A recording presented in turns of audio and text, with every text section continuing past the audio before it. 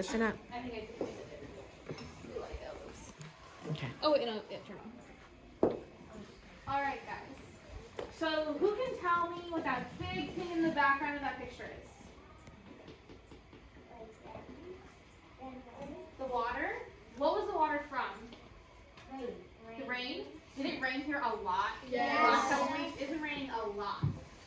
And that kind of goes along with what you guys are learning about. You guys are learning about how plants and animals interact with their environment. So, who can tell me what happens when there's lots of rain? It could flood or there could be a natural disaster. Yeah, there's been lots of flooding, like in that background of that picture, huh? It was flooding all over the ground, right? There's a lake. There's a lake. There's not supposed to be a lake there. So, what happens to plants, do you think, when there's too much water? Wait. The earth gets clean when it rains, and then what's it called? The plants, they overdrown. They can drown because there's too much water. And what about animals? Do we think animals are affected when there's too much water? Yeah.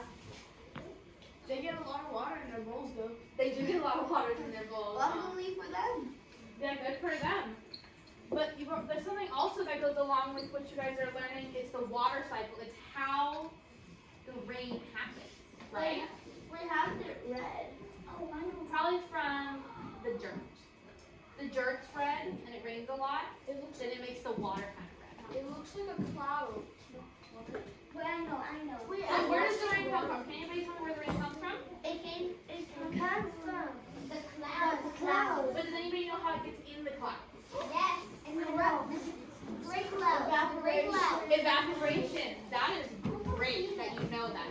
When water evaporates from the ground, from lakes, it goes up into the air and it gets stored in a storm cloud.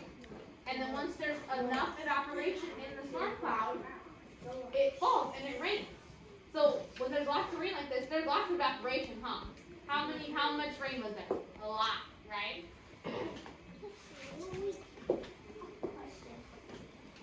What's your question? Yeah, when it's hot and then it touches the clouds and the clouds are frozen, it mixes together and it makes thunder. Thunder, yeah. Well, when there's thunder, there's what else? There's thunder and lightning and rain. Yeah, it all goes hand in hand. And Huh? purple lightning. So a few days ago, it was raining, and it was sunny, and it was hilly, and it was raining at the same time, and there was two rainbows. There was two rainbows. All right, guys. It's all connected, right? The rain, the thunder, the lightning, the rainbows. It's all connected, right? What about the tornado? Not a tornado. Tornadoes. So the water cycle, guys. The water cycle. It's something that continuously happens. It's a cycle. It's a circle. It's a circle, and it starts first with evaporation. Evaporation from the ground, the lakes, and it becomes into condensation in the rain clouds, and then you get precipitation, which is the rain, and it goes all the way back to collection, which is collecting water in the ground, in the lakes, and it starts all over again. And that has a lot to do with your guys' unit question. How do living things in a habitat depend on each other, right? When you think about living things, what's a living thing? Can anybody tell me?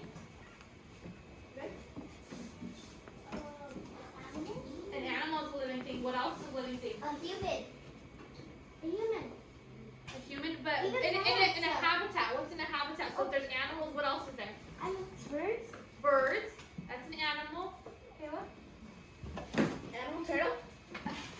Okay. Besides animals, what else? Plants, right? And they're all connected. All of them are connected with the water, with each other, and the plants and animals, they all feed off each other in a habitat. So when you're learning about plants and animals, you need to learn about their environment, and that can include how much rain, if it's dry. So that's why the water cycle is important